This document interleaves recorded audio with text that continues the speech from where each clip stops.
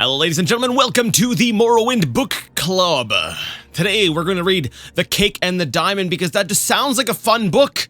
So let's go ahead and just get started. We've gained knowledge in alchemy. Yes. Anyways, The Cake and the Diamond by Athen Muendil. Muendil?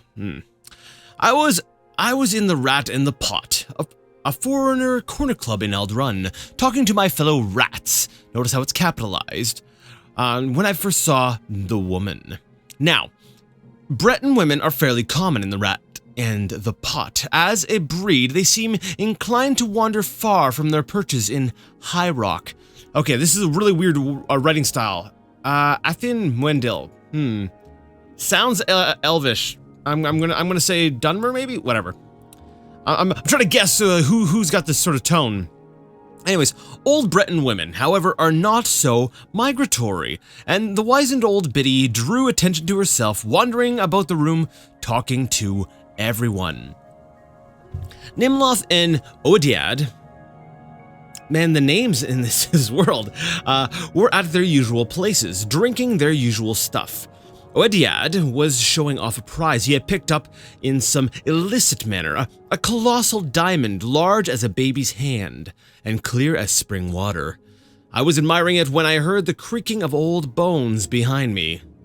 "Good day to you, friends," said the old woman. "My name is Abel Tridit. There we go. And I am in need of financial assistance to facilitate my transportation to Ald Radania. Radainia.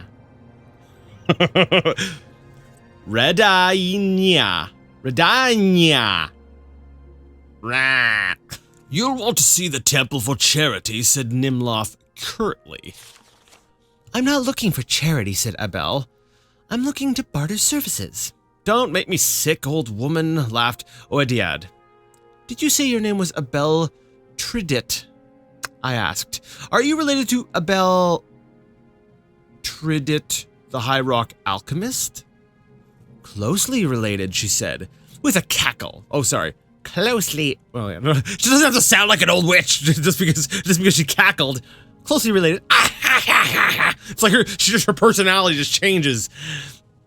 "We are the same person. Perhaps I could prepare you a potion in exchange for gold." Oh, there we go. Now we're slipping into the... Yeah. "I noticed that you have in your possession a very fine diamond. The magical qualities of diamonds are boundless."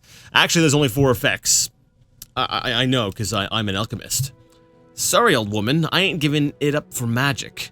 It was trouble enough stealing this one," said Oediad. "I've got a fence who will trade it for gold." "But your fence will demand a certain percentage, will he not? What if I could give you a potion of invisibility in exchange? In return for that diamond, you could have the means to steal many more. A very fair exchange of services, I would say." "It would be, but I have no gold to give you," said Oediad.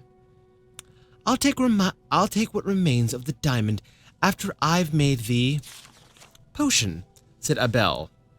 "If you took it to the Mages Guild, you'd have to supply all the other ingredients and pay for it as well. But I learned my craft in the wild, where no potion makers existed to dissolve diamonds into dust, when you must do it all by hand, by simple skill. You are blessed with remnants those fool potion makers at the guild simply swallow up."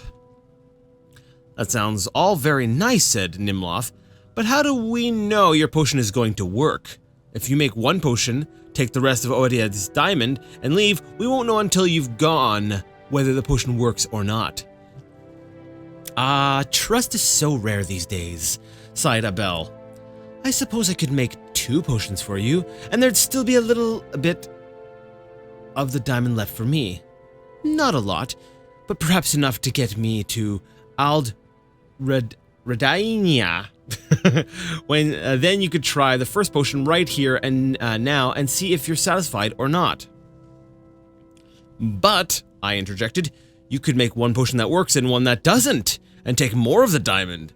She could even give you a slow-acting poison, and by the time she got to Ald Radainia, you'd be dead." Bleed and Kinnereth, you Dunmer are suspicious. I will hardly have any diamond left, but I could make 2 potions of 2 doses each, so you can satisfy yourself that the potion works and has no negative effects. If you still don't trust me, come along with me to my table and witness my craft if you'd like. So it was decided that I would accompany Abel back to her table, where she had all her traveling bags full of herbs and minerals to make certain that she was not making 2 different potions. It took nearly an hour of preparation, but she kindly allowed me to finish her half-filled flagon of wine while I watched her work. Why would you be drinking if you're trying to keep... Okay, whatever. Splintering the diamond and powdering the pieces required the bulk of the time. Over and over again, she waved her gnarled hands over the gem, intoning ancient enchantments, breaking the facets of the stone into smaller and smaller pieces. Separately, she made pastes of minced bittergreen, crushed red bulbs of Delarco Spey, and driblets of Siciliani oil. I finished the wine. Old woman, I finally said with a sigh, how much longer is this going to take? I'm getting tired of watching you work. The Mages Guild has fooled the populace into thinking alchemy is a science, she said. But if you're tired, rest your eyes. My eyes closed, seemingly of their own volition. But there had been something in that wine, something that made me do what she asked. See, why would you just... I think I'll make up the potion as cakes. It's much more potent that way. Now tell me, young man, what will your friends do once I give them the potion? Mug you in the street afterwards to retrieve the rest of the diamond, I said simply.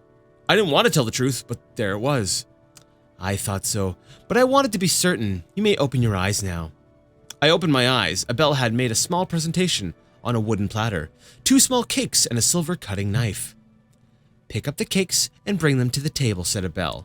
And don't say anything except to agree with whatever I say. I did as I was told. It was a curious sensation. I didn't really mind being her puppet. Of course, in retrospect, I resent it, but it seemed perfectly natural at the time to obey without question.